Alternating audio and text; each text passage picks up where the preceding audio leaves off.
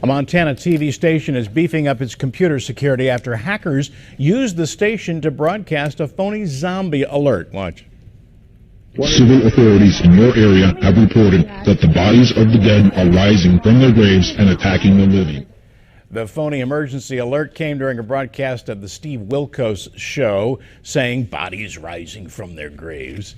TV engineers pulled it off the air and replaced it with an apology, but not before it got broadcast over much of Montana. They haven't caught that. Ever since October 4th's emergency alert test, I have been a little cautious, a little weary when it comes to drills and simulations. And I really think that's for good reason. You had these countries around the world in 2023 testing their emergency alerts.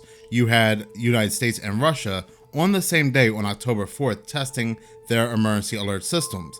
You had Russia take it a step further. They were conducting simulations as if there was a nuclear fallout, as if 70% of the homes were destroyed in Russia.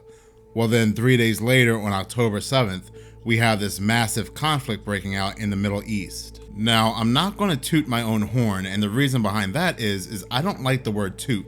I think the word toot is a very disgusting word. Tooting your horn sounds like something you would do in the privacy of your own bedroom. But the point is, I made a video on October 5th after seeing all the signs in the media that all these countries are preparing for something. And then of course that something did happen 2 days later on October 7th. So the general idea is when you start to see these countries prepare for something, it's always good to prepare yourself, maybe stock up on some canned goods, water, first aid kits. It seems like these countries are now preparing for something again. Right now it is only Finland, but if you had these countries around the world preparing for a zombie apocalypse at the same time, it would definitely raise some questions among the public. More than likely what we're going to see are these countries running these virus outbreak scenarios a few months after each other, just like the emergency alert systems. Like how the United Kingdom tested their emergency alert systems April of 2023, and then countries after the United Kingdom months after were testing their emergency alert systems as well. So it's going to be the same kind of scenario. But I am going to show you a few articles that's going to let you know they are indeed preparing for this disease X that's right around the corner. October 27th, 2023, zombie uprisings can help us predict how future pandemics spread. Scientists in Finland are modeling a very, and the article goes to state, hopefully at least, fictional scenario to help understand how pathogens spread. Specifically, they are looking at the shambling undead, the ghoulish risen with a taste for human brains, zombies. So here's my biggest concern and here's my biggest question. Scientists are using their time, money, and resources using a zombie apocalypse as the main scenario, as the main model and example to learn how a pathogen spreads. We already had a very real pathogen spread in 2020, the C19, which claimed a lot of lives. So why aren't scientists using their time, money, and research studying the C19 even further to see how that pathogen spread, to stop any future outbreaks from occurring among the public? Are there not also multiple variants and mutations spreading across the world as well? So why are they using a fictional zombie apocalypse as their main testing grounds? I mean, no, seriously, make that make sense, because they have a real world example that they can use, but they decide to test how a pathogen spreads in a zombie apocalypse. This article continues to state this effort, which focuses on individual interactions instead of a population-wide model, could reveal insights that aid in the preparation for future pandemics. Again, this research makes no sense whatsoever in how they're presenting it to us and to why they're doing it. Because again, the C19 is completely based off of individual interaction. How many people you could have over your home. You have to mask up. You have to be 6 feet apart. A team led by a mathematician at Aalto University has been conducting models of a zombie uprising, altering the perimeters to determine how a plague of undead would unfold across Finland. Their results have concluded the window time for containing a zombie outbreak is very narrow. With just a single zombie, they would need to act within 7 hours by destroying the infected agent or quarantining the city, aka Lockdown 2.0. After that, zombies overrunning the entire country is inevitable. Now, if you don't think they are preparing for something, maybe this will convince you. They are even testing how misinformation and disinformation works in this type of scenario as well. Now that their team has shown that their simulations work, they say it can be adapted for other regions of the world and even other scenarios. For example, It could be used to study how rumors and gossip get around, or the spread of dangerous disinformation.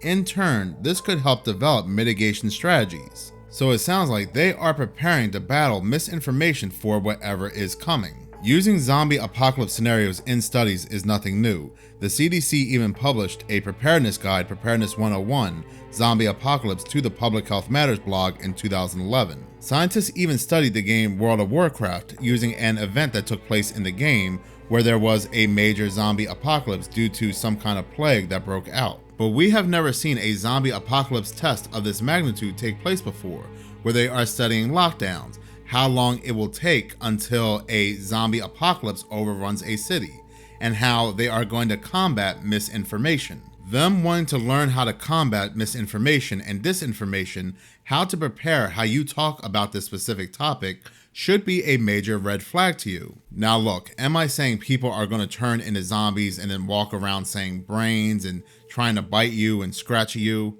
I don't know, right? I mean, 2023 is such an odd year.